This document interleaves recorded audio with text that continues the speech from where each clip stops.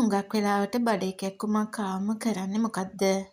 අම්ල පිත්තේ කියලා හිතලා මොනවා හරි පෙත්තක් බීලා නිකන් ඉන්නවා. හැබැයි මේ හැම කැක්කුමක්ම ગેස්ට්‍රයිටිස් කියලා නම් හිතන්න එපා. ඒ පිටිපස්සේ ඔබේ ජීවිතයම අනුතරේ දාන අග්න්‍යාසය ඉදිමීම තියෙන්න පුළුවන්. අද මම ඔයාලව දැනුවත් කරන්නේ නිහඬවම නරක් වෙලා ඔයාලගේ ජීවිතය බිලිගන්න පුළුවන් මේ භයානක රෝගී තත්ත්වය ගැන. මොකද්ද මේ අග්න්‍යාසය කියන්නේ? අග්න්‍යාසය කියන්නේ අපේ උදරයේ ආමාශයට පිටුපසින් තියෙන ඊටාම වැදගත් ඉන්ද්‍රියක්. මේකෙන් ප්‍රධාන වැඩ දෙකක් කෙරෙනවා. ආහාර දිරවීම, අපි කන කෑම දිරවන්න අවශ්‍ය එන්සයිම නිපදවනවා. සීනි පාලනය, රුධිරයේ සීනි මට්ටම පාලනය කරන ඉන්සියුලින් හෝමෝනය නිපද වෙන්නේ මෙතනින්. අග්න්‍යාසය ඉදිමෙන්නේ ඇයි? සාමාන්‍යයෙන් අග්න්‍යාසය ඇතුලේ හැදෙන එන්සයිම වැඩ කරන්නේ ඒවා කුඩා බඩවැලට ගියාට පස්සෙයි. හැබැයි මොකක් හරි හේතුවක් නිසා මේ එන්සයිම අග්න්‍යාසය ඇතුලේදීම වැඩ කරන්න පටන් ගත්තොත් ඒකෙන් අග්න්‍යාසයේ සෛල විනාශ වෙලා ඉදිමෙන්න පටන් ගන්නවා. මේක තමයි අග්න්‍යාසය නරක් වීම කියලා සරලව හඳුන්වන්නේ. මෙන්න මේවා තමයි ප්‍රධාන හේතු. අධික ලෙස මත්පැන් පානය.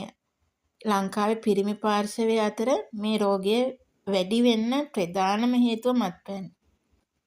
පිත්තාශයේ ගල්. පිත්තාශයේ තියෙන ගල් මුත්‍රා මාර්ගයේ හිර වුණාම අග්න්‍යාසයට බලපෑම් ඇති කරනවා.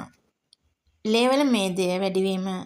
කොලෙස්ටරෝල් මට්ටම ඉතා අධික වීමත් මේකට හේතුවක්. සමහර ඖෂධ සහ විස බීජ ඉතා කලාතුරකින් සමහර වෛරස් ආසාදන නිසාත් මේක වෙන්න පුළුවන්. රෝග ලක්ෂණ හඳුනාගන්නේ කොහොමද? මේක ગેස්ට්‍රයිටිස් කියලා වරද්දා ගන්න එපා.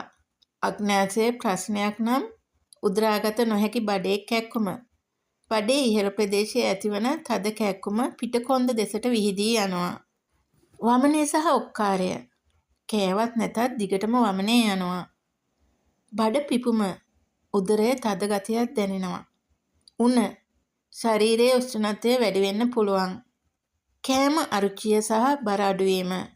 කල්ගත වූ රෝගී තත්ත්වයකදී ශරීරය දුර්වල වෙනවා. අග්න්‍යාසය නරක් වුණොත් මොකද කරන්නේ? මේක ඊටාම බරපතල තත්ත්වයක්. નિયમિત වේලාවට ප්‍රතිකාර නොගත්තොත් වකුගඩු සහ පෙනහළු අක්‍රිය වීම. මුළු ඇඟේම ඉන්ද්‍රිය පද්ධතියම අඩපණ වෙන්න පුළුවන්. දියවැඩියාව. ඉන්සුලින් නිපදවන ශෛල විනාශ වුණොත් ජීවිත කාලය පුරාම දියවැඩියා රෝගියෙක් වෙන්න සිද්ධ වෙනවා. ආසාදන. අග්න්‍යාසය ඇතුලේ සැරව ගෙඩි හැදිලා ඒකේ ලේවලට විෂ වෙන්න පුළුවන්. පිළිකා තත්ත්වයන්. දීර්ඝ කාලීනව අග්න්‍යාසය ඉදිමීම පිළිකා ඇතිවීමේ අවදානම වැඩි කරනවා. අපි පරිස්සම් වෙන්නේ කොහොමද?